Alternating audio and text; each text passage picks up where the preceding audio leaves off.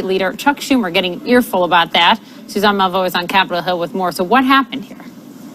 Well, Poppy, there's a profound sense of disappointment from those who are really pushing and advocating for the Dreamers here. What happened, and this was high drama yesterday, was essentially they were seeing the continuing resolution, this funding effort for the government moving full steam ahead, and there were advocates who decided they really wanted to stop this. On the House side, they had the vote. There were some Democrats who did vote along the party lines, voted for that continuing resolution. Well, members of the Hispanic Congressional Caucus, about 17 members, they saw that they marched from the House floor across the Hill to the Senate side to the office of Senate Minority Leader Chuck Schumer, wanted to meet with him and emphasize the importance of Democrats sticking together, saying, no, we're not going to move forward with this spending effort, this spending bill. We are going to put our foot down and say that we want immigrants, we want Daca to be attached to this. They knew they were not going to get those numbers, but they wanted higher numbers, not all 48 Democrats, but at least a good showing. We are told by reporting that, yes, the chairwoman came out of that meeting. It lasted about an hour, saying he is going to try to convince some of those Democrats not to vote for this. Ultimately, they did not get what they wanted. They got a commitment, they say, from Schumer, saying that it would be top of the list on January 19th when that continuing resolution expires. The Washington Post said it got even heated during that conversation. It was not private. This is when Representative Luis Gutierrez accused Schumer of throwing the Dreamers under the bus, and Schumer raised his voice that there was some back and forth there. Well, now cooler heads are prevailing, at least both sides trying to come out and present a united front. You have Schumer today releasing a statement saying, I understand the anxiety of the Hispanic Caucus and share their anguish in the issue, going to try to do everything he can. And then Gutierrez putting out this tweet saying this fight continues in January. I think the Democrats are on the same page now. But Poppy, as you can imagine, a lot of frustration, a lot of emotion, and incredible disappointment, a real rift in this caucus, the Democratic Party as well, to see what they can do for those Dreamers. Poppy. And Representative Gutierrez will join my colleague and friend Brooke Baldwin this afternoon, 2 to 4 p.m. Eastern. So wait to hear from him there. Suzanne, have a great holiday. Thank you. In moments, President Trump will sign this historic tax bill before he heads to Florida for Christmas. You'll see it here. Stay with us. This is an apple. The Trump administration sending a very clear message after the overwhelming vote against the United States at the United Nations. Ambassador Nikki Haley following through on the threat to take names, sending invitations to what they're calling a friendship party only to countries that did not support this resolution that condemned President Trump's decision to recognize Jerusalem as the capital of Israel. Israeli Prime Minister Benjamin Netanyahu sat down exclusively with our Oren Lieberman. Following this vote, here's what he said. We're now talking to several countries who are seriously considering now saying exactly the same thing as the United States and moving their embassies to Jerusalem. Which countries? Or from what continents? I could tell you that, but I won't, because I want it to succeed, and I think there's a good chance it will. CNN military and diplomatic analyst John Kirby joins me now. Nice to have you. Let's just start on that. I mean, it strikes me, of course, Oren, a good reporter, asks Netanyahu, well, what other countries are you talking about that would make this sort of unprecedented move that the United States did make, seeing how alone it really stood in the General Assembly of the United Nations yesterday? Netanyahu said, I want it to work, so I can't tell you. Do you buy there are other countries that will follow the U.S. lead on this? Yeah, actually, I do. I think I would be guessing, but I'm guessing that some of those nations are the same nations that voted against this, like, Czech Republic, let's Hungary. show them. We'll show them up here. It's Guatemala, Honduras, Marshall Islands, etc. Yeah, I think some of those will probably be the ones. But look, I mean, this is kind of beside the point, and I'm sure it makes the Prime Minister very happy that several other countries are going to match the United States in this regard. But answer me this, Poppy, how does that get us closer to a two-state solution, to solving the Israeli-Palestinian conflict? It doesn't. It only pushes it further away. Everybody understands the sacred nature of the city of Jerusalem and how important it is to all three monotheistic faiths. And that is why in these several UN resolutions that were reaffirmed yesterday, it's always been figured that the final status of Jerusalem would be the outcome of negotiations between the two sides, not predetermined beforehand. So by doing this, the United States and whatever countries may follow our lead are only pushing that two-state solution further down the road, if at all. My colleague, Jake Tapper, dove into something so important and not covered enough, an aspect of this last night on his show.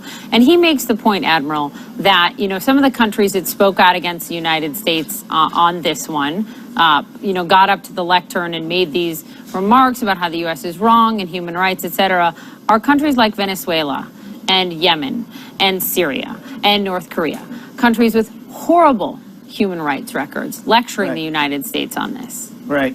Yeah, I saw that, and I think that was great that Jake did that. I think it's a reminder, Poppy, it's a reminder of a lot of things. One of the things is that how isolated we are now making ourselves, how we are pulling ourselves out of a leadership role, out of being an exemplar, which we have been, not just in the UN or in NATO or other multilateral organizations, but around the world. Now we're getting lectured on human rights, and we're getting lectured on jealous sovereignty by nations that are the poster children for that kind of behavior. It's sad. It's very sad to see our leadership being diminished this way.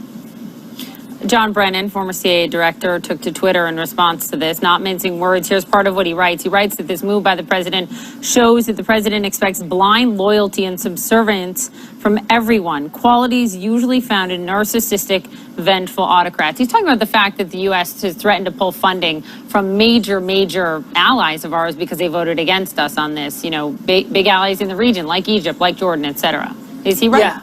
Well, I mean, I think I certainly understand the emotion with which he wrote that tweet. I think the two things I'd point out, one, in the first line where he talks about sovereignty, and we hit on this just a few minutes ago, Haley was very boastful about our sovereignty and respecting our sovereignty, and yet she was, in a very hypocritical way, not willing to recognize that every other member of the UN is a sovereign state that can express their will too. Number two, on the foreign aid and assistance, remember, aid and assistance is not a charity. It's not something we do, just because we're nice people, although there is altruism about it.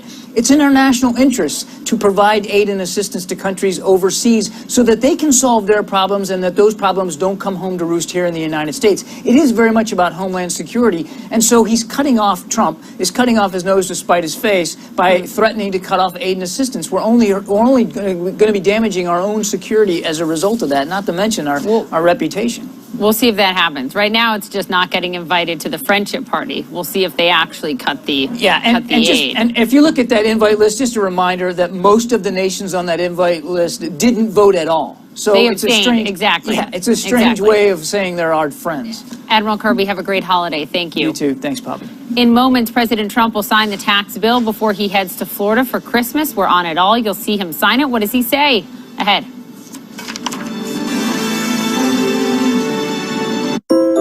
Former FBI Director James Comey's claim that the president asked him for loyalty before he fired him. Shimon Parkipez is in Washington. This is what is standing out to everyone. From the 16 hours that McCabe testified behind closed doors under oath, this is what everyone's talking about.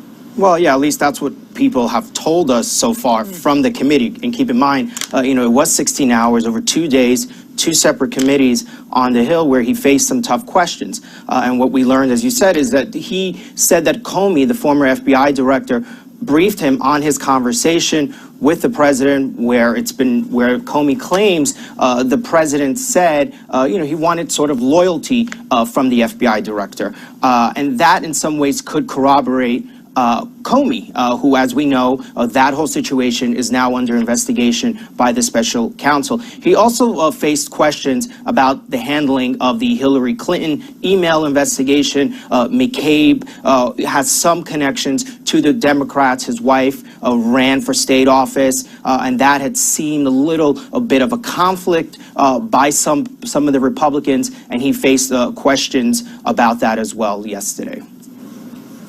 Okay, we'll see what else you learned, Shimon, in your digging from what he said in those 16 hours. Thank you very, very much for joining us. We appreciate it. All right, joining me now is Democratic Congressman Raja Krishnamoorthy of Illinois. It's nice to have you here. Thanks for being with us. Thank you so much, Poppy. Glad to be here.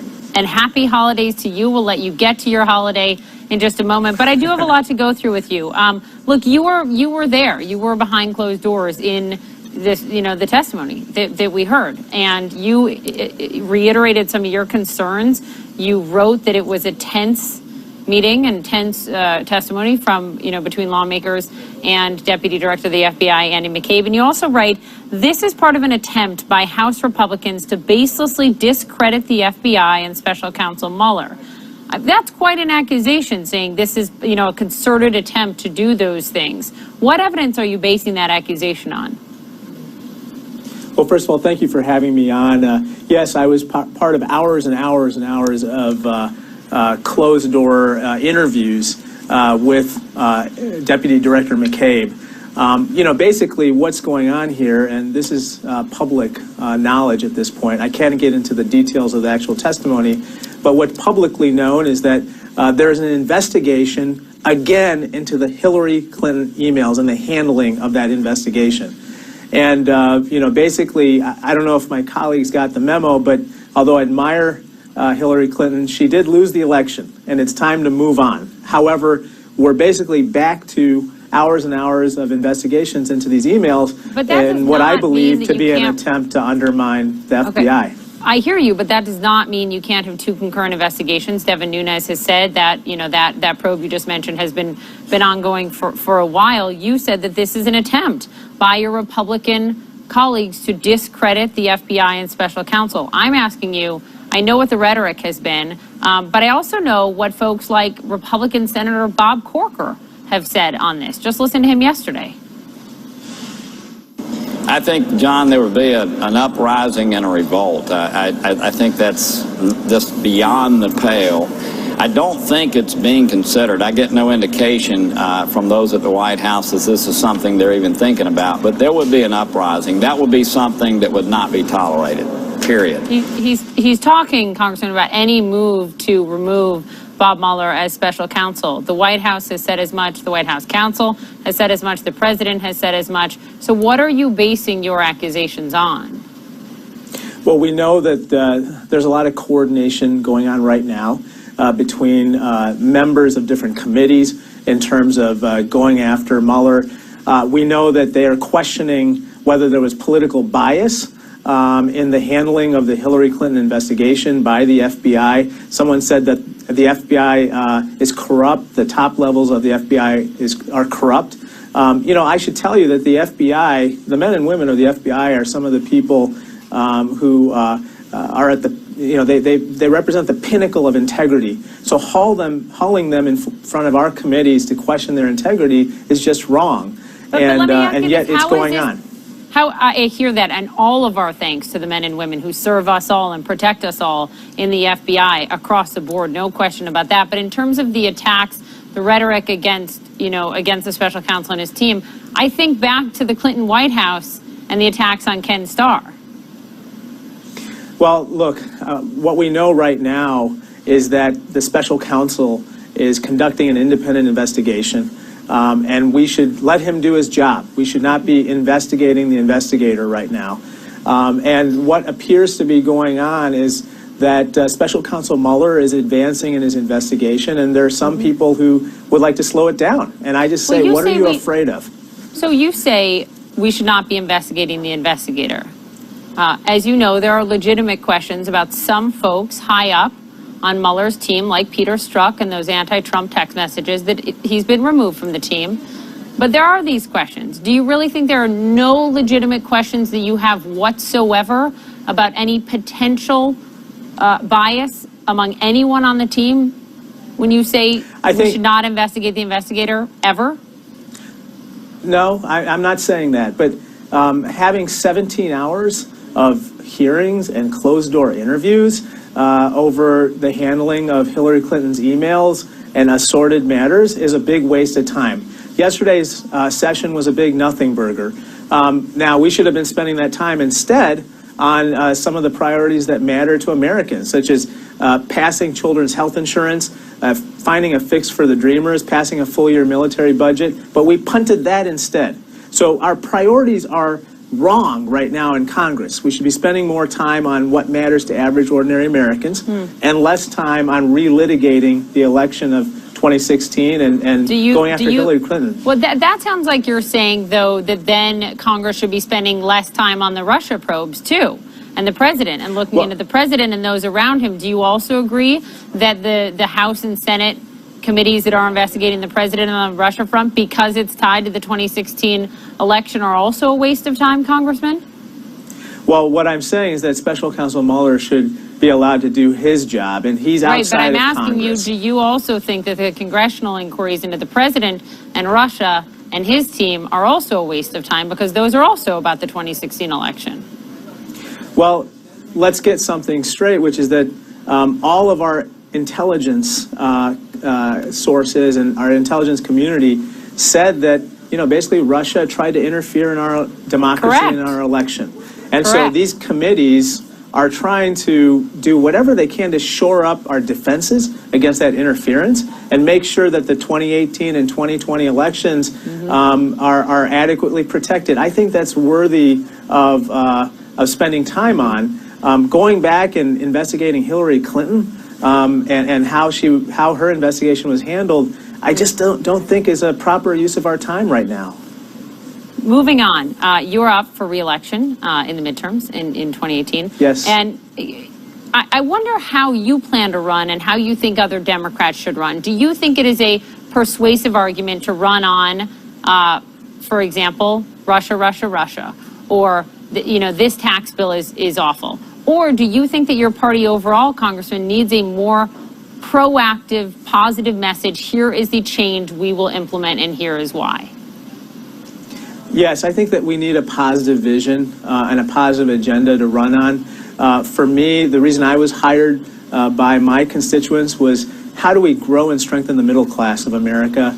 And so what I've been focused on, and kind of my positive agenda has been focused on career, technical, and vocational education. It's the idea that although a 4-year college degree may not be for everybody, a post-secondary education must be. And if we provide that post-secondary education, we can start to fill some of those 6 million unfilled jobs in the economy right now, because employers can't locate the skills and the knowledge necessary to fill them. So that's what I'm running on in my district.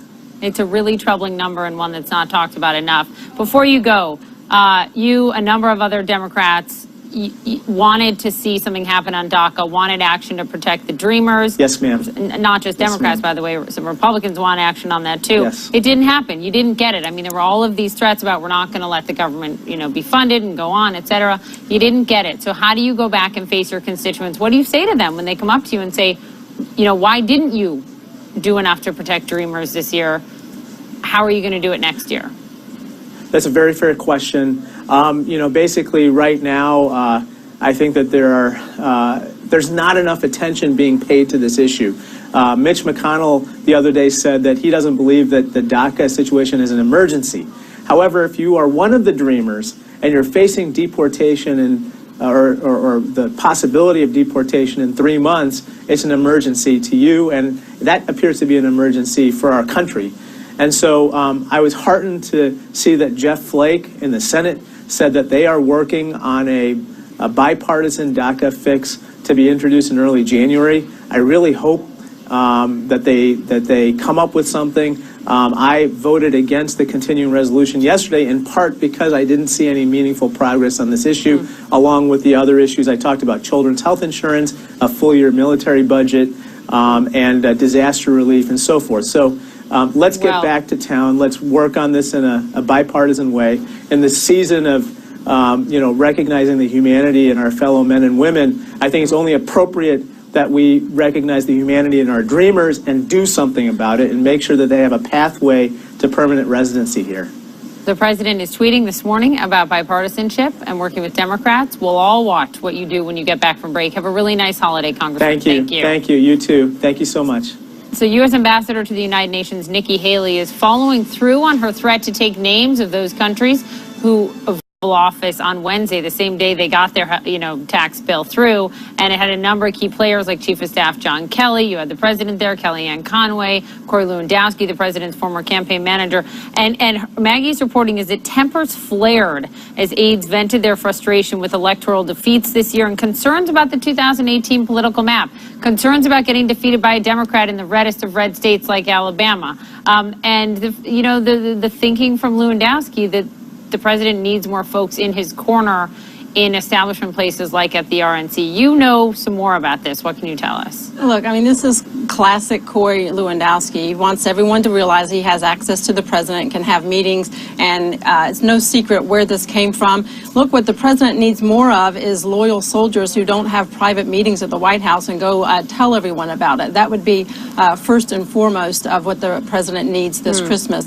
Look, I think we can all agree that it would be best for us to work to get a great field of Republican candidates to run in the midterm elections, and that I'm sure everyone in that meeting agreed on. But look, what happened here was that Corey Lewandowski got himself into a meeting, and he's on the outside. He doesn't work in the White House. He's not familiar with what they've been working on and what their plans are for 2018. While there are concentric circles with these group of people, he's not in the inner circle. So he goes in there and thinks he can still throw his weight around, and that certainly wasn't the case. And I think he learned that very quickly. I do have trust and confidence that those others in the meeting have a good footprint ahead as to what they're going to do moving forward for 2018. A lot of that includes getting the president involved in some serious fundraising to help the RNC to recruit and further push GOP candidates. But more than anything, I think we have a good, solid team there in the White House, and the last thing we need, someone going in there who's trying to pimp a book to get his name in the headlines. All right. Well, the president likes having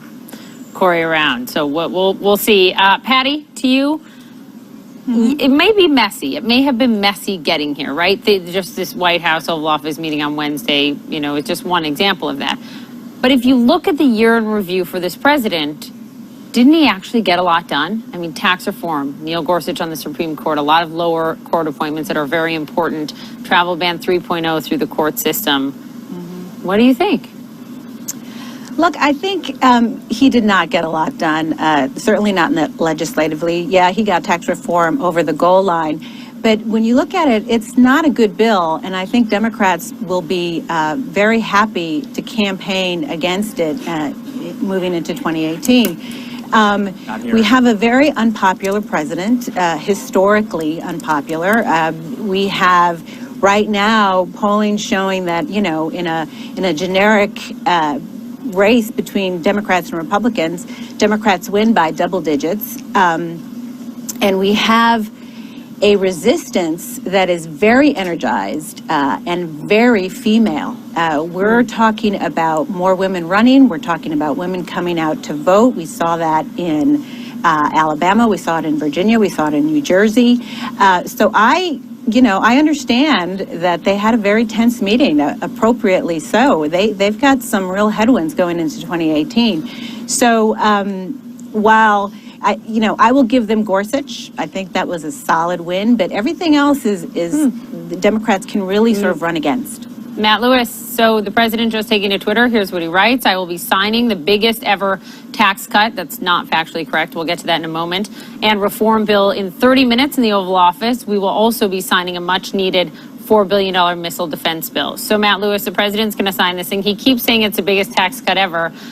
He's right on one front on corporate tax cuts, but that's about it. It's fifth when you look at overall tax cuts, Reagan, JFK, Obama extending the Bush tax cuts, et cetera. That aside, the president signs this thing. He heads to Mar-a-Lago. I take it you disagree with Patty. Says this is great for us as Democrats. We can run against this. Well, look, I think every action has an equal and opposite reaction, and in politics, sometimes winning is losing and losing is winning, right? Barack Obama gets health care passed. He gets to pass Obamacare, but then Democrats lose midterm elections. And so anytime you are putting points on the board, even tax cuts, which I know are supposed to be popular, but in this political environment, anytime you change something of this magnitude, there are going to be winners and losers, and there are going to be people unhappy with the messy process and the way it looks. And so, yeah, I think Donald Trump deserves credit, and so do Republicans, for a very substantial, maybe not the biggest tax cut ever, as Donald Trump would say, but going out 2017 on a high note. But of course Democrats can run against this, and I wouldn't be the least bit surprised. I mean, if history is any indication, Republicans are in for a very, very tough midterm election. And Alice, what do you do about that? You hope and pray that what you're campaigning on and what you campaign for works out like you have promised. You hope and pray that this tax reform package does what it is intended to do. The average family getting $2,000 by the end of the year, and the corporate tax cuts helping to boost the overall economy. Look, we all understand, and I'll quote James Carville again, it is the economy, stupid. And if the economy is strong and people's personal take-home pay is stronger come time for the midterms, that is going to go a long way to helping seal the deal for the GOP. But if it doesn't, yes, and the president's popularity ratings are still down in the mid-30s, then that's going to be a serious uphill battle for the GOP. I was just saying, it's the economy, stupid, until your approval ratings don't reflect a strong economy, which is what's going on right now with the president. Thank you all. Stay with us. We have a lot more to get to with you. Meantime, House Minority Leader Nancy Pelosi sending this sort of urgent letter to her Republican counterpart, House Speaker Paul Ryan, saying don't shut down the Russia probe. Is this just all politics, or did something actual spark this? This is new testimony on the Hill may have corroborated at FBI Director James Comey's claim that the president asked him for loyalty before he fired him. Also, Senate Minority Leader Chuck Schumer feeling the heat from his Hispanic Caucus members, several reportedly confronting him over the failure of Democrats to get something done on Daca. In the past has called Vladimir Putin a genius, and Putin has called the president bright. Question this morning, though, is the relationship souring even after mutual admiration between the two in the past week? That's because this morning, Vladimir Putin is slamming America's national security strategy as aggressive. This comes after Trump called Russia a rival power earlier this week, but hesitated from going further in his public statements. Our senior international correspondent, Frederick Pleiton, joins us from more. I mean, the two leaders had these two phone calls within the last 10 days or so, mutual admiration shared, and now this. What sparked Vladimir Putin to say this? Yeah. That's a very good question, Poppy, and certainly something that people here are asking as well. As you said, they had that mutual admiration, heaping praise on one another last week, with the Russian president even thanking President Trump for the CIA helping to give Russia information to prevent a terror attack in St. Petersburg. But really, just a couple of minutes ago, in a speech in front of some of the top military brass in this country, Vladimir Putin laid it out and said he believed that the new U.S. national security strategy was aimed at Russia, was aggressive, and was offensive in nature. He talked about some of the moves that he said the U.S. had been making in Europe, specifically the missile defense shield that the U.S. has been installing in places like Poland and the Czech Republic as well. The Russians saying they believe that violates some treaties between Russia and the United States. But then the Russians are even going further. And it's not just Vladimir Putin, Poppy. There's other Russian officials who came out today and in the previous days and are saying they believe that the U.S. should get out of Syria. Now, some of this comes after CNN reported that the U.S. is accusing Russia of unsafe maneuvers in the skies above Syria, of Russian and U.S. planes coming too close to one another, of the Russians breaching a treaty between the U.S. and Russia to prevent these things from happening. And the Russians are now saying they believe that the U.S. should get out of Syria and that any sort of humanitarian reasons the U.S. put forward are null and void. So it certainly seems as though there is some room for conflict. And there have been some moves in the past couple of days on the part of the U.S. putting additional people in Russia under sanctions under the Magnitsky Act. Maybe that's the reason, but we are certainly hearing some very, very strong rhetoric coming from Vladimir Putin and other top officials in Russia as well, Poppy. Frederick Pleiton, thank you for the reporting. We appreciate it. So ahead for us, the president is headed to Mar-a-Lago for Christmas. When will he sign the tax bill? It's expected potentially in the next hour or two. Will he speak to reporters on his way out the door? We'll have it all ahead. Every day, DDoS campaign. A little bit during her victory lap yesterday in an interview about the GOP tax bill, she caused not a little confusion with these comments. I'm really looking forward to doing a lot of traveling in April when people realize the effect that this has, both on the process of filling out their taxes. The vast majority will be doing so on a single postcard, but also having experienced the relief that will be starting as early as February. What, a postcard?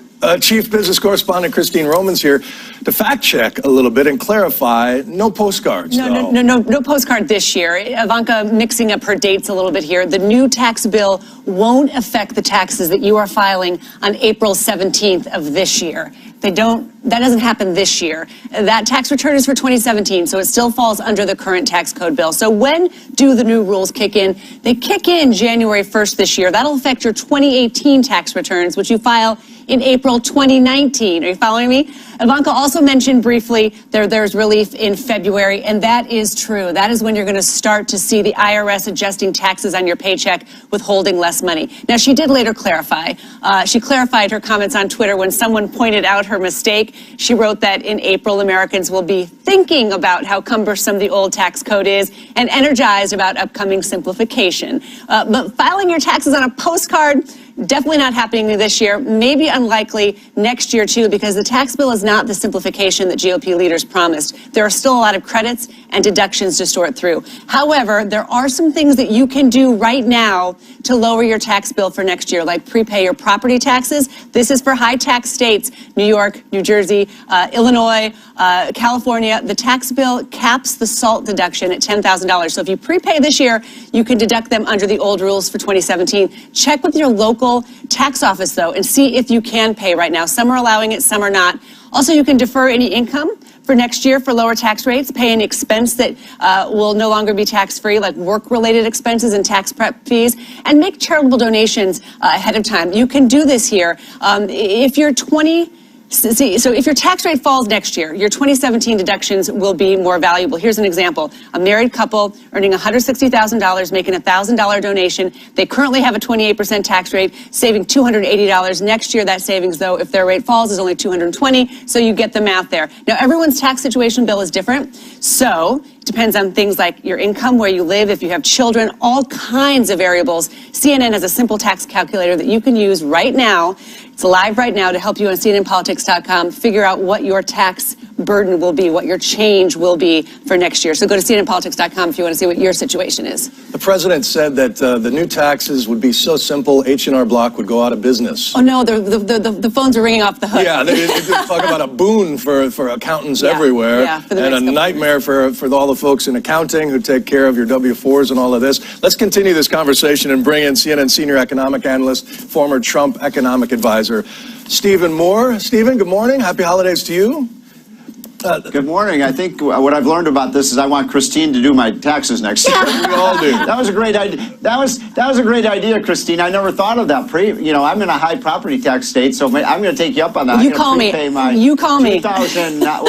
My 2019 property taxes in 2018, right? I mean, that's a great idea. I don't think they're going to let you do that, though. Actually, they're not going to let you do that, but they might let you prepay a year. Stephen, the popularity of this tax cut is nowhere near what you would think it would be. Our latest one, 55% opposed, 45%. You know, Obamacare is more popular than this tax cut. I wonder if it has something to do with the fact that over on the campaign, the president promised this populist message that he was going to go after carried interest loopholes for hedge fund managers who are making a killing. That's still in there. This is a corporate tax cut. Can you admit that?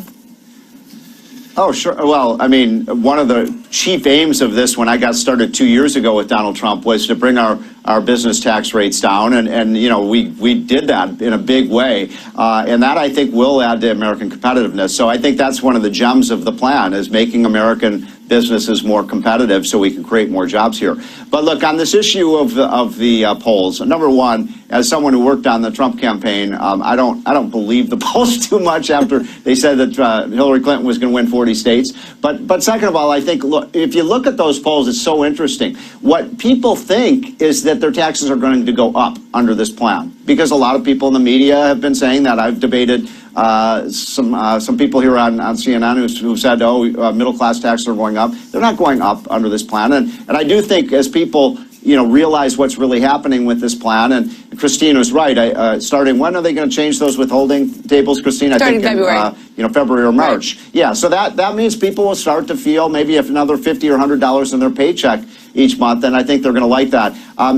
Moore's political rule is nobody ever lost an election for cutting taxes, but the graveyard is full of politicians who've raised taxes. So I think it's a good thing for the party and good thing for the country. The president likes to talk about this being the biggest ever. It's not. I mean, Reagan had the biggest, both tax cut and tax increase. And if you look at that, Obama had 2 tax cuts that were greater than this one. But they also point to companies like AT&T who are promising $1,000 bonuses for 200,000 employees as a gesture that this is working. But there's more motivation there than just... Well, I mean, there's tax benefits for doing those bonuses right now as opposed to next year for some of these companies. I mean, look, the companies do things when they can afford to do it and when it's good for their own bottom line, and they can afford to do it. Some of these companies that are raising the minimum wage, I think it's so interesting. There's a worker shortage in this country at the moment, right? So raising the minimum wage also behooves them. By the way, I think 20 states, January 1st, their minimum wage is going to rise anyway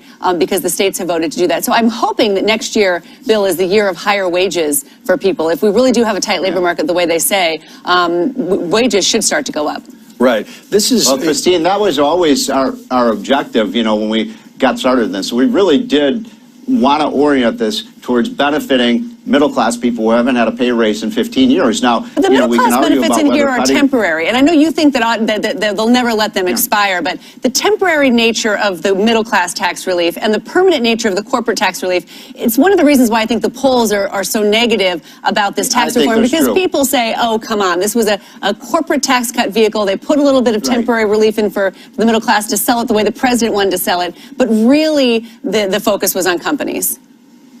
Well, I was a little bit involved in the decision-making on that. We had to put about a $3 trillion tax cut in a $1.5 trillion box. And the strategy here is we're not dumb. We knew that the things that were most popular with the Democrats was the things like the child credit, the doubling the standard deduction. And so we said, well, let's make those things temporary, because even if the Democrats take over Congress, they'll extend those. And the things Democrats don't like too much, which is cutting the business taxes, let's make those permanent. But I mean, we fully expect that those middle-class tax cuts will be, by the way, that's 7 or 8 years from now. I mean, the world's going to be a different place 7 or 8 years from now. But what I've urged Republicans to do, H.R. 1 in 2018 should be to make all of the tax cuts permanent. One other quick thing. You mentioned the carried interest loophole. I am so frustrated that we did not get rid of that. That was the big hedge fund managers that carried the day here, and it's just frustrating. And I'm with the American people. Why didn't we get rid of the carried interest loophole? They should be taxed at the same rate as everybody else. I don't know if you agree with that, Christine. A lot of loopholes, and ultimately, the reporting I've seen is it came down to New York Republicans. They know that Wall Street is their bread and butter, and they weren't going to let that loophole close. Well, a lot of those people are Democrats too. I mean, a lot of those guys on Wall Street are big Democratic contributors as well. But look, it was a flaw in this bill. I think a lot of Republicans are frustrated with it. Christine, you're right. We wanted to clear out a lot more of those loopholes in the tax code, and we weren't able to. We got rid of some of them, but not enough. And maybe that means we'll be talking about a new tax bill next year to clean up that mess. And maybe then Ivanka can get her postcards. I don't know. Stephen Moore, thank you so much. Really Christine small Romans. print on that postcard. Yeah. That postcard, you're going to have to use like a magnifying glass to be able to read Little it. mouse print there. Merry Christmas to both of you. Thanks for enlightening us. You too. All right. Allison. All right, Bill. Steve wants to talk about a new tax bill next year. Wow. That's quite a Christmas gift, Steve. Thank you.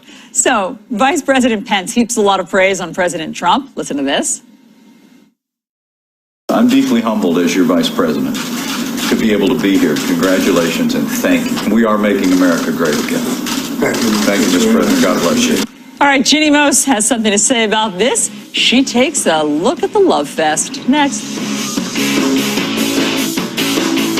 There's no place like parts unknown for the holidays, and Anthony Bourdain is getting everything he wants on Christmas Eve. That's a plate full of perfect happiness. So a strong showing for Obamacare, despite the Republican effort to kill the program. 8.8 million Americans signing up for coverage in 2018. That is 400,000 fewer than last year. However, the enrollment period was also cut in half. Nearly 2.4 million customers are new to Obamacare. The final numbers are also expected to grow because people hit by hurricanes have until March to sign up. The face of Papa John's pizza chain is stepping down as CEO. Company founder John Schnatter will leave next month. He created a controversy when he apparently connected slumping sales to NFL players protesting during the national anthem.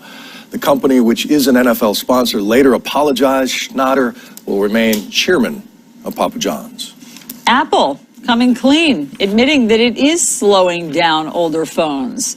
The tech giant issuing a rare statement explaining it has used software updates to limit the performance of older iPhones that might have battery issues and abruptly shut down. Apple insists that this software, that these updates for the iPhone 6, 6S, and SE, and iPhone 7 are designed to ultimately prolong the battery's lifespans, not to force people to buy new phones. Color me skeptical. As an aging model of a human being, I have the same software. Battery slowing down? I shut down right as soon as the show is over. There you go. Vice President Mike Pence just ended his surprise visit to Afghanistan as vice president, but here at home, his constant praise of the president has social media buzzing, and CNN's Jeannie Mose has more. He may be the vice president, but he is the applauder in chief. In the history of our country, Leading the cheering section, practically mouthing along with the president. are making America great again. You haven't heard that, have you? At the last cabinet meeting, Vice President Pence outdid himself. Congratulations and thank you. I want to thank you, Mr. President. The Washington Post even timed the flattery. Pence praises Trump once every 12 seconds for 3 minutes straight. Then he went outside and did it all over again. Thank you for your leadership. And thanks to the leadership of this commander-in-chief. Already said that once. Thank you for your leadership. Already said that twice. Twitter snickered. The ritual submission and exaltation is nearly pornographic. Very impressed. Along with laughing at his boss's jokes, Mike Pence has perfected the art of the gaze. He likes action. The adoring gaze, often accompanied by the nod, nodding almost to the beat of the maestro's gestures. New American jobs. The VP's gaze is so loyal, so consistent, that it's been compared with love-struck children's characters. There's one name that keeps popping up to describe how Vice President Pence fixes his eyes upon the president. It's Nancy Reagan eyes aimed lovingly at her husband. But a worshipful stare seems wasted when the president forgets you're there. I want to thank Mike Pence. He is... A Republican media consultant tweeted wistfully, "I want someone to look at me just once in my life the way Mike Pence looks at Trump." The president picked Pence as his political dance partner. Now Pence has to do it his way. Jeannie Mose, CNN, New York. Have I told you how amazing this dress is? It is an honor to share a set with a broadcaster of your abilities. I'm trying to top the 15 compliments in 3 minutes. Let's see if I can break Pence's record. Go on, we have time. Wow. I mean, and just to put a finer point on it, you should go to The Atlantic and read McKay Compton's piece about Mike Pence's history and why he does this. Yeah. There's a whole backstory about what this may be, according to Pence's close, some confidants, some old friends, about what he's doing there. There's some motive behind the butter. There may be. Yeah. Steve Bannon just gave a revealing interview and shares his feelings about the president, Jared Kushner, Ivanka Trump, and his own future. It's really something. Stay with us. The Call of Duty. I listened to a story about a woman that donated through a website. San Francisco police officer and Army veteran Anna Cuthbertson hadn't considered organ donation before. It looks like personal ads, people that need different body parts. The more I looked into it, the more I realized that there wasn't a reason not to. Instead, on the website, she found a very compelling reason why she should donate her kidney. Joan. All along, she's been pretty miraculous. Joan Grialis has kidney disease. For 5 years, she was on a wait list for a new one. Someone in my kidney support group had heard about matching donors, so I found it online and I enrolled myself there. To my amazement, within an hour, Anna called me. Joan is about the age that my mother would have been if she was alive. Joan's got kids that are about my age. And I just imagined if I had had my mom back, what would I have done to, how far would I have gone to have kept her? Cuthbertson sees a correlation between her career in uniform and her desire to give. I think that my time in law enforcement, my time in the military, I spent trying to make a difference to somebody. This was instant gratification for me. During the months of testing, the women forged a bond. Were you at all let down when you found out that she wasn't a match for you? Yeah, I think she and I would have both liked that very much. But by being part of a kidney pair donation program, other duos with the same problem were found so that matches could be made among them. In all, 9 people got a new kidney thanks to Anna's generosity. You bring a good kidney to the table and suddenly a whole list. To 13 pounds and 7 inches overall in your first month. Lose weight fast. Money back guaranteed.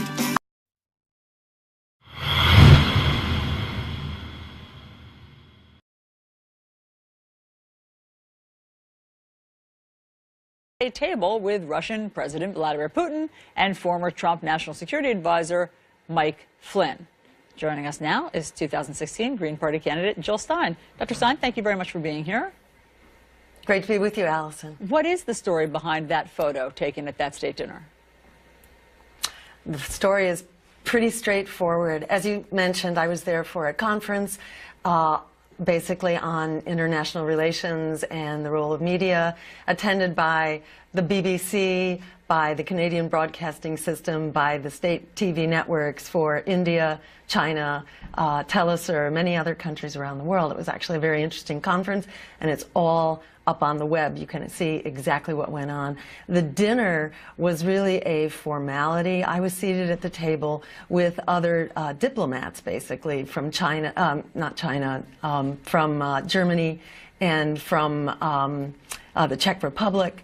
And when Vladimir Putin came in very late in the dinner, he was accompanied by 3 or 4 men who I assumed were his bodyguards. I later learned they were not his bodyguards, they were his inner circle, but you never would have known because no one was introduced to anyone. There was no translator. I was able to talk only to the gentleman to my right. The German diplomat was the only person in earshot who spoke English. So, no introductions made. Vladimir Putin went around the table at lightning speed before he left and quickly shook everybody's hand, but no names were exchanged, no words, and that was about it. And so you've it was never really, had any other interactions with Vladimir Putin? That's right, yes. So, nothing in advance and nothing afterwards. Okay, so if it is as innocuous as you've just laid out, why is the Senate Intel Committee investigating you, and have they talked to you and interviewed you? They have not. At this point, they have sent us a letter asking for documents, and we are cooperating with that. I take very seriously the issue of interference in our elections, whether by a foreign government, by gangster networks, by oligarchs, and be they foreign or domestic. I think we ought to have a commission on election integrity that addresses the many aspects of interference in our elections. I think that would go a long way to restore the confidence of the American people in our election process. Do you think that Russia meddled in the 2016 election? I haven't seen the evidence. I would love to see that evidence to know. I think it would be naive to think that they didn't try. Regrettably, this is sort of the norm now. There are actually hundreds of millions of hacks every day just into the state government of Utah, probably because there's a big NSA center there. But, hacking, as we know from the WannaCry ransomware episode, from Equifax and so on, hacking, regrettably, we are in the Wild West of hacking. I agree with the president of Microsoft, who's actually called for an international conference, a Geneva summit on cyber warfare. I think we need some rules of the road that can be applied across the board. Well, when you say that you haven't seen the evidence that Russia hacked or that there was Russian meddling, I mean, I just yesterday spoke to Senator James Lankford, who talked about he's trying to pass legislation, a bipartisan legislation, because he's on the Intel committee and the evidence is so overwhelming to him. Let me just read to you what he says here. During the 2016 election, intelligence reports have factually established that Russia hacked presidential campaign accounts, launched cyber attacks against at least 21 state election systems, and attacked a U.S. voting systems